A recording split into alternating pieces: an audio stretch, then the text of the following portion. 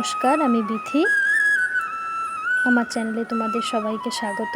তো আগের ভিডিওতে তোমরা দেখেছো আমার বাপের বাড়িতে যে জন্মাষ্টমী পুজোর ভোগ রান্নাটা হয় বা প্রসাদটা কীভাবে, নাড়ুটা কীভাবে বানানো হয় সেটা দেখিয়েছি। তো এবারে আমি সব কিছু রেডি করার পর চলে এসেছি ঠাকুর ঘরে। ঠাকুর ঘরটাকে একটু সাজিয়ে দিয়ে ঠাকুরের যে দোলনাটা আছে ওটাকেই একটু সাজাচ্ছি।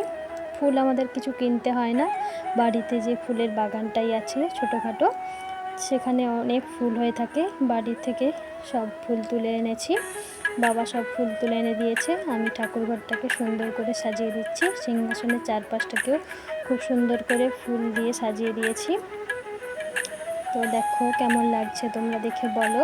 তো আমি প্রতি বছরই এইভাবে ঠাকুরের যে দোলনাটাকা আছে ওটার চারপাশে সুন্দর করে ফুলটা সাজিয়ে দিই, যাতে দেখতে খুব সুন্দর লাগে। তো সব কিছু একবারে রেডি করে দিয়েছি। এবার ঠাকুরমশাই আসবেন, তাই পুজোটা শুরু করবেন। সব ভোগ প্রসাদ, নাড়ু, ফল, গোটা ফলই দিয়েছি সন্ধ্যাবেলা, যেহেতু সন্ধ্যাবেলা।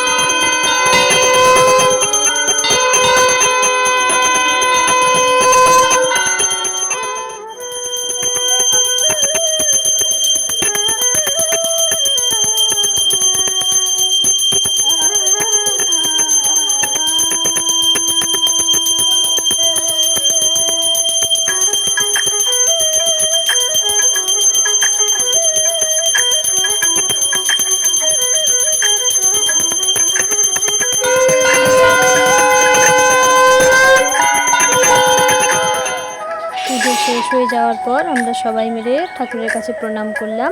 তো আমার বাপের বাড়ির এই পুজোটা তোমাদের কাছে কেমন লেগেছে দেখে বলো। আর পুরো ভিডিওটা দেখার জন্য তোমাদের সবাইকে অনেক অনেক ধন্যবাদ।